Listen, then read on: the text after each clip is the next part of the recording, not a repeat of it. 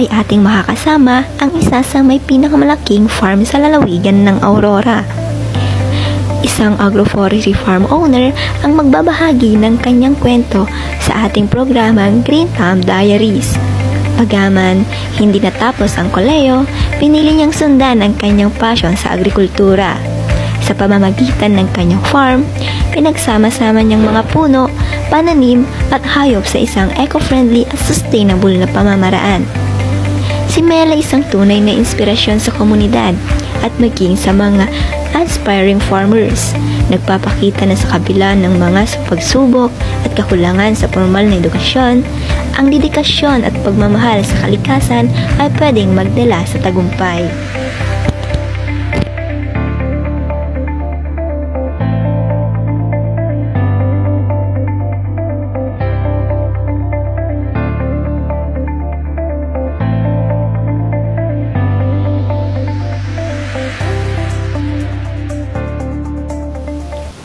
Isa ring negosyante mula sa lalawigan ng Aurora sa bayan ng Dilasag. Bagaman siya ay isang college dropout, hindi niya ito pinagkakaila at kinakahiya sapagkat itong nagtulog sa kanya patungo sa magandang tagumpay.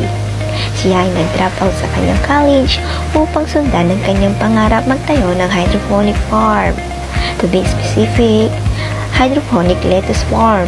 Despite sa kanyang simpleng buhay at mga pagsubok, hindi siya sumuko at patuloy na lumaban.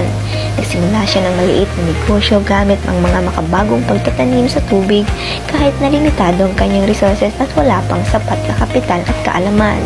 Sa kabila ng lahat ng ito, pinagsikapan niyang matutunan ang mga tamang paraan ng pagtatanim at unti-unting naging matagumpay ang kanyang negosyo. Ngayon ang kanyang hydroponic farm ay nagproproduce ng fresh at healthy na lettuce na binibili ng mga lokal at sa mga pamilihan. Si Jose ay hindi lang isang halimbawa ng tagumpay kundi isang inspirasyon sa mga kabataang negosyante na nagpapakita ng kahit na simpleng simula at sa kabila ng mga pagsubok, pwede kang magtagumpay basta't may sipag, tiyaga at malasakit sa negosyo. Sabi nga ni Mr. Jaime, ang tagumpay ay hindi nasusukat sa kung anong meron ka, kundi sa kung paano mo gagamitin ang mga meron ka.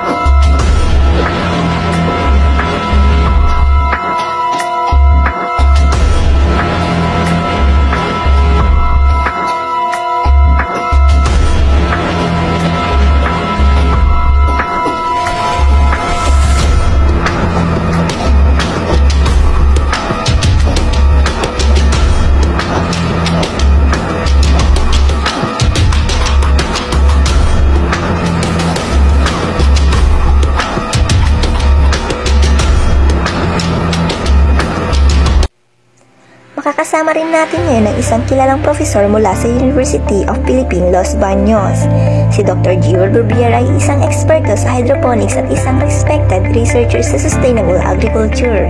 Nagtapos siya ng agricultural engineering sa UPLB at bumalik bilang guro sa kanyang alma mater. Nagsimula ang kanyang interes sa hydroponics nang siya ay mag-aral ng mga alternatibong pamamaraan ng pagsasaka. At dito nagsimula ang kanyang passion para sa soilless farming techniques. Ang kanyang mga research ay nakatutok sa pagtugon sa global food security at mga pagpapabuti ng mga pamamaraan sa agrikultura. Bilang isang advocate, layunin ni Dr. Robier na itaguyod ang paggamit ng sustainable agricultural practices para sa kapakanan ng mga komunidad at kalikasan. Naniniwala siyang ang edukasyon at innovation sa agrikultura ay susi sa pagtugon sa mga hamon ng pagbabago ng klima at pagpapabuti ng kabuhayan ng mga magsasaka. From soil to water, Dr. Bobier continues to grow a solution for a sustainable future. Kilalanin din natin ang isang eksperto sa agroforestry. na nakapagtapos mula sa Aurora State College of Technology na may kursong Bachelor of Science in Forestry at kumuha ng Master of Science in Agroforestry mula sa University of Philippines, Los Baños. Nakamakailan lamang ay nakapagtapos sa kanyang doctorate sa agroforestry sa parehong universidad. Lalo pang nakapagpatibay sa kanyang pagiging leader sa larangan ng agroforestry at sustainable agriculture. Isa siyang researcher sa ecosystem research and development at isang consultant na nagsusulong ng mga makabagong solusyon sa sustainable agriculture at agroforestry.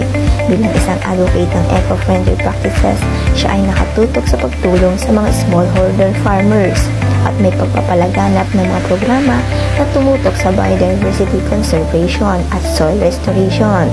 Naniwala siya na ang agroforestry ang susi sa pagtugon sa mga isyu ng climate change at sustainable development. Ang tamang pagsasama ng kalikasan at agrikultura ay susi sa isang malusog at mas matagumpay na bukas. Sa kanyang mga achievements, siya ay isang game changer sa agroforestry. Laging nagsusulong ng mga solusyon na kapakipakinabang sa kalikasan at komunidad. In the world of agroforestry, Dr. Jorilyn is the guiding light. From the soil to the trees, she shows the way toward the sustainable future.